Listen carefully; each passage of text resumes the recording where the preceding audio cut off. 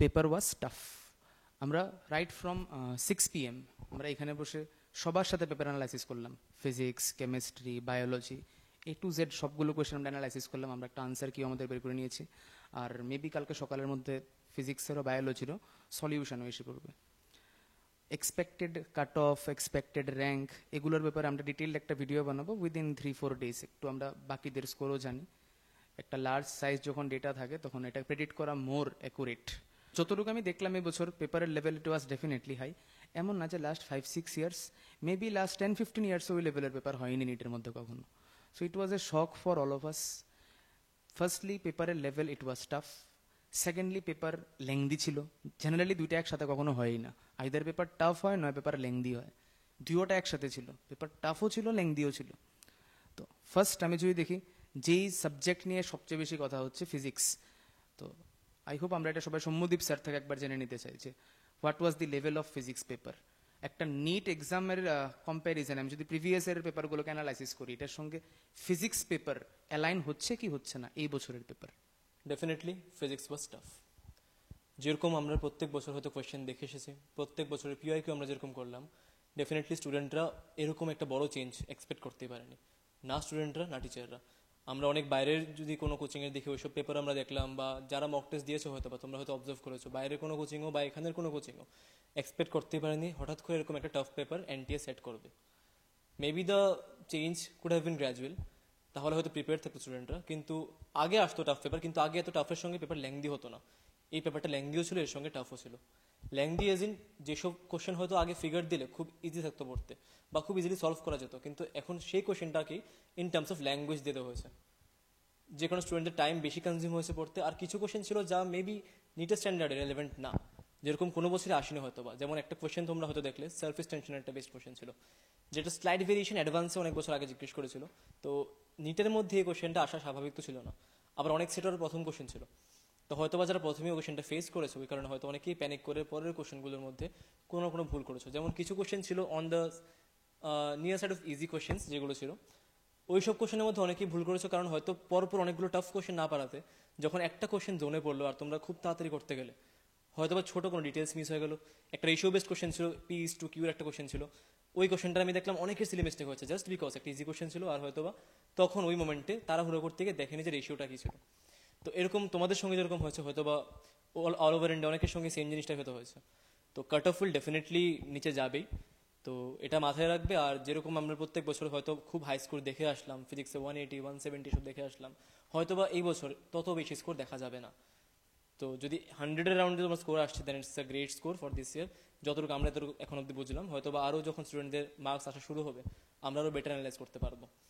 But for the future generation যারা হয়তো পরীক্ষা দেবে অন্য বছর, তোমরা এই শিফটটা অবজার্ভ করবে যে আস্তে আস্তে কিন্তু আমাদের নিটের স্ট্যান্ডার্ড চেঞ্জ হয়ে গেছে অনেকটা। যে প্যাটার্নে আমরা কোশ্চেন করে এসেছি ক্লাসে হয়তো বা নিট আর মেন্সের হচ্ছে অনেক টাফ কোশ্চেন দেখানো হতো জেনারেলি, বাট হয়তো আমরা প্রাইম ফোকাস দেইনি ওই কোশ্চেনগুলোকে পরীক্ষার কয়েকদিন আগে, কারণ তখন আমরা জানি যে পেপার হয়তো অন্যরকম স্ট্যান্ডার্ডে হয়। তো তোমরা আস্তে আস্তে একটু তোমাদের শিফট করতে হবে একটু towards more conceptual side of physics. শুধু ফর্মুলা জানা মানে আমার আনসার এসে পড়বে ওইটা থেকে সরে একটু আস্তে আস্তে কনসেপ্টের ডেপথে ঢুকতে হবে আমাদের। অ্যান্ড আই বিলিভ যে যারা হয়তো ফিজিক্স দিয়ে শুরু করেছে তোমাদের হয়তো কেমিস্ট্রি বা বায়োর মধ্যে ওটার এফেক্ট পড়েছে, অনেকেরই পড়বে স্বাভাবিক। তো বায়োর ব্যাপারে এবার নিরাদ্রি স্যার একটু ডিসকাস করে নেবে তোমাদের সঙ্গে। যদি আমি বায়োলজি পেপারের কথা বলি, আমার এরকম স্ট্রংলি ফিল হয়েছে যখন একটা পেপার আমি শুরু করলাম, সে 2টার সময় আমি একটা পেপার স্টার্ট করলাম, আর ফিজিক্সের মধ্যে প্রথম কয়েকটা কোয়েশ্চেন এরকম। তো প্রথমে একটা এক্সাম দেওয়ার টেম্পারামেন্ট খারাপ হয়ে যায়, যে আমি প্রথম থেকে একটা টার্গেট করে গেছি যে আমার ফিজিক্সের মধ্যে এরকম একটা স্কোর থাকা উচিত, হয়তো তার থেকে 10 মার্কস, 20 মার্কস, 30 মার্কস অব্দি আমি ড্রপ ভেবে নিতে পারি শুরুতে। বাট ফার্স্ট 30 মিনিটসের মধ্যে যদি পেপারের লেভেল এরকম হয়ে যায়, তখন সেটার এফেক্ট শুধু ফিজিক্সে না পুরো এক্সামের মধ্যে পড়ে, কেমিস্ট্রির মধ্যেও পড়ে এবং অ্যাজ ওয়েল অ্যাজ আমি বলবো বায়োলজির মধ্যেও পড়ে। যদি আমি কেমিস্ট্রির কথা বলি, যতটুকু আমি বাকিদের থেকে শুনলাম বললাম যে এমন না যে কেমিস্ট্রি পেপারও খুব ইজি ছিল, এটার লেভেল আমি মডারেট একটু টাফের দিকে ধরবো নিটের এক্সামের কম্পারিজনের তুলনায়। এরকম না যে পেপার কেমিস্ট্রি এর থেকে কঠিন পেপার হয় না, বাট নিট এক্সামে এরকম টাইপের কোয়েশ্চেন জেনারেলি আসে না। আমরা যদি লাস্ট 10-15 ইয়ার্সের কোয়েশ্চেন থেকে কখনো এরকম টাইপের পেপার আসেইনি। নেক্সট যদি আমি বায়োলজির কথা বলি, মোস্টলি আর এরকম একটা প্যাটার্ন দেখা যায় বায়োলজির মধ্যে যে 99% কোয়েশ্চেন ডাইরেক্ট এনসিআরটির লাইন তুলে দিয়ে দেয়।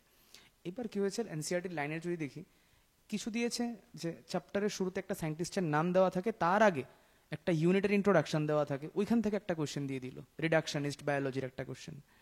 তারপরে কিছু কোয়েশ্চেন একটু ট্রিকি ছিল, যেরকম সিউডোসিলোমেটের একটা কোয়েশ্চেন ছিল, এটাকে অনেকে কনফিউজ করে ফেলেছে, সিউডোসিলোমেট হবে নাকি সাইজোসিলোম হবে, বোঝা যাচ্ছিল না। তো এরকম অনেকগুলো কোয়েশ্চেন আছে। তারপরে তারপর ফিগার ইনসেক্টের যে একটা কোয়েশ্চেন ছিল, কোয়েশ্চেনটা সিম্পল কিন্তু ভাবতে একটু টাইম লাগবে, কারণ ডাইরেক্ট এনসিআরটি বইয়ের লাইন না, কনসেপচুয়াল ছিল। তো একবার যদি একটা পেপারের শুরুতেই যে ফিজিক্স আর কেমিস্ট্রির একটা প্যানিক পড়ে গেছে, ফিজিক্স তো ডেফিনেটলি টাফ ছিল, কেমিস্ট্রিও এরকম না যে ইজিয়ার সাইডে ছিল, তো যখন দুইটা সাবজেক্ট জোনের বাইরে চলে যায়, তো এটার ইম্প্যাক্ট থার্ড সাবজেক্টেও পড়ে। এবার এটা হোক কেউ বায়োলজি দিয়ে স্টার্ট করলো, কেউ হতে পারে কেউ কেমিস্ট্রি দিয়ে স্টার্ট করলো। তো ইন জেনারেল যেটা আমার এরকম মনে হয়, the cut off will decrease by a huge amount. এটা অল ইন্ডিয়া কাট অফই হোক, এটা স্টেট কাট অফই হোক, প্রত্যেকটা স্টেটের ক্ষেত্রে as well as 15% all India quota থাকে, ওটার cut off it will decrease drastically. So to all the students যারা এবছর পরীক্ষা দিয়েছো, যদি তোমাদের স্কোর মনে হচ্ছে গতবারের রেসপেক্টে অনেক কম আসছে, তো ডিমোটিভেট হওয়ার কিছু নেই বা মন ভাঙার মতো কিছু নেই, বা অনেকেই হয়তো ভাবছো রিপিট করবো কিনা বা আরেক বছর আমাদের আবার ট্রাই করা উচিত কিনা, একটু ওয়েট করে নাও। কারণ কয়েকটা দিন একটু যাক, আমরা আরও কিছু ডেটা কালেকশন করি, দেখি স্টুডেন্টের অল ওভার ইন্ডিয়া র্যাঙ্ক কেমন আসছে, নাম্বারস কেমন আসছে, এরপরেই একটা ঠিক ডিসিশন নেওয়া যাবে। তো এখন কিচ্ছু ভেবো না, কয়েকটা দিন যাক, এখন একটু ফ্রেশলি পরীক্ষা শেষ, একটু এনজয় করো 4-5টা দিন, পরীক্ষার কথা ভুলে। আমি জানি টাফ, এখন এনজয় করা হয়তো ইচ্ছেও করবে না করতে, কিন্তু স্টিল আমি বলবো যে শুধু তোমার খারাপ হয়েছে এমন না, আমাদের যারা মনে করো মানে কনসিস্টেন্টলি খুব ভালো স্কোর করে এসেছিল, সবাই স্কোরে একটা মার্জিনালি একটা ডিফারেন্স দেখা গেছে। আমি বলতে চাই যে it is not the right time to take any decision, যেমন সৌম্যদীপ স্যার বললো, একটু ওয়েট করো। আর একটা এক্সাম ছিল, প্রিপারেশন ছিল, তোমাদের সাথে এক্সপেরিমেন্ট হয়েছে যে লাস্ট ইয়ারে তো বড় একটা স্ক্যামের পর, নিটের যেটাকে স্ক্যাম বলা হয়, ওইটার পর এই বছর যে একটা শিফট ছিল পেপারের, ওই শিফটটা একটু হাই ছিল। যদি এরকম হতো যে পেপারের লেভেল ডিফিকাল্ট করা হবে, কিন্তু এটা আস্তে আস্তে শিফট হয়েছে, তাহলে স্টুডেন্টরাও প্রিপেয়ার্ড থাকতো, যে কোনো ইনস্টিটিউট, যে কোনো টিচার এরাও প্রিপেয়ার্ড থাকতো। বাট এটা হঠাৎ করে এক বছরের মধ্যে এত বড় লেভেল জাম্প করে নেওয়ায়, এটার যে রিফ্লেকশন, এটা আমরা র্যাঙ্কের মধ্যেও দেখতে পারবো। আমি একটা জিনিস ফাইনালি বলে কনক্লুড করতে চাই, NEET exam is not like board exam যে তুমি পার্সেন্টেজ পেলে এর বেশি তোমার একটা ক্যাটাগরাইজ করা হয়ে গেল যে তুমি ভালো না খারাপ। নিট এক্সামের মধ্যে সিলেকশন, তুমি কোন কলেজের মধ্যে যাবে, it is based purely on rank. Last year কি ছিল, অনেক বেশি স্কোরে র্যাঙ্ক অনেক পিছনের দিকে আসছিল। এইবার কি হবে, অনেক কম স্কোরে র্যাঙ্ক অনেক উপরের দিকে আসবে, যেহেতু পেপারের লেভেল টাফ ছিল।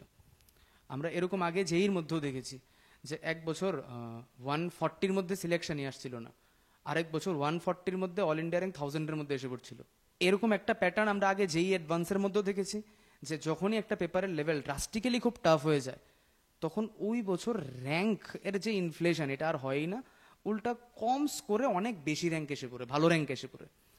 তো বেটার আমি বলবো যে ইট ওয়াজ এ ফেজ। আমরা খুব কালকের মধ্যেই ফিজিক্স বায়োলজি দুটোরই পেপার অ্যানালাইসিস আলাদা আলাদা দিয়ে দেবো চ্যানেলের মধ্যে। তো তোমরা যদি চাও একবার ফাইনাল ক্রস চেক করতে, যে আমি 2-3 জায়গাতে আনসার কি দেখলাম, 2-3টা কোয়েশনের আনসার 2-3 জায়গাতে 2-3 রকম দেওয়া, আমরা একটা ফাইনাল পেপার অ্যানালাইসিসের ভিডিও দেবো, এখানে একবার চেক করে নিতে পারো।